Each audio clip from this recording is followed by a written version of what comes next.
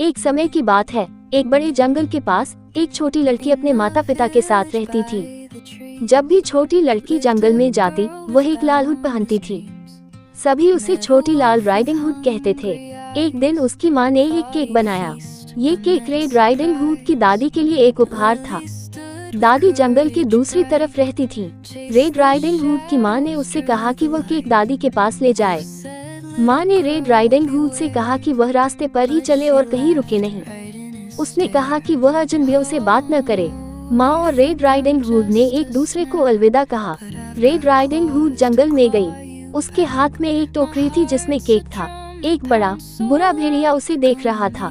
वह बहुत भूखा था। रेड राइडिंग हुड ने उसे नहीं देखा। वह रेड राइडिंग हुड के पास आया। भेड़िए ने दोस्ताना आवाज में पूछा कि वह कहाँ जा रही है। उसने बताया कि वह अपनी दादी से मिलने जा रही है जो जंगल की दूसरी तरफ है। बड़े बुरे भेड़िए ने रेड राइडिंग हुड को बताया कि उसे दादी के लिए कुछ फूलों को तोड़ना चाहिए। जब रेड राइडिंग हुड फूल तोड़ रही थी तो भेड़िया भाग गया। वह रेड राइडिंग हुड से पहले दादी के घर पहुंचना चाहता था।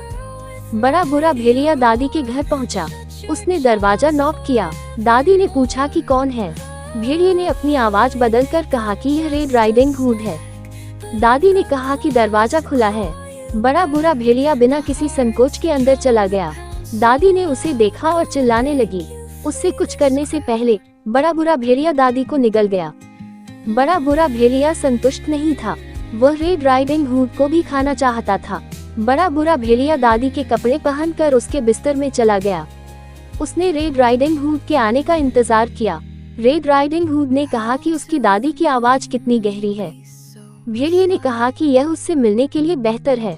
रेड राइडिंग हुड ने दादी के करीब जाने की कोशिश की। उसने कहा कि उसकी दादी की आंखें कितनी बड़ी हैं।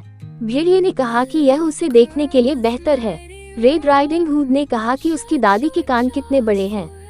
भेड़िए ने कहा कि यह उसे सुनने के लिए बेहतर है। भेड़िए ने उसे करीब आने को कहा। रेड राइडिंग हुड ने कहा कि उसकी दादी के दांत कितने बड़े हैं। भेड़िए ने कहा कि यह उसे खाने के लिए बेहतर है। भेड़िया बिस्तर से कूद पड़ा। रेड राइडिंग हुड चिल्लाए। रेड राइडिंग हुड घर से भागी। बड़ा बुरा भेड़िया उसका पीछा करने लगा। उसने एक लकड़हारे को देखा। रेड राइडिंग हुड ने उसे बताया कि भेड़िए ने उसकी दादी को खा लिया था। दिलेर लकड़हारे ने बड़े बुरे भेड़िए को उठाया। उसने भेड़िए को हिलाया और दादी बाहर आ गई। वह चौंकी हुई थी लेकिन सुरक्षित थी। लकड़हारे, दादी और रेड राइडिंग हुड ने सभी देखा कि भेड़िया भाग रहा है। अब वे खुश थे। बड़ा बुरा भेड़िया चला गया था। रेड राइडिंग हुड और उसकी दादी ने लकड़हारे का धन्यवाद किया। छोटी रेड राइडिंग हुड ने अपनी दादी और लकड़हारे को बताया कि उसने एक सबक सीखा है। वह हमेशा अपनी माँ के निर्देशों का पालन करेगी और कभी भी अजनबियों से बात नहीं करेगी।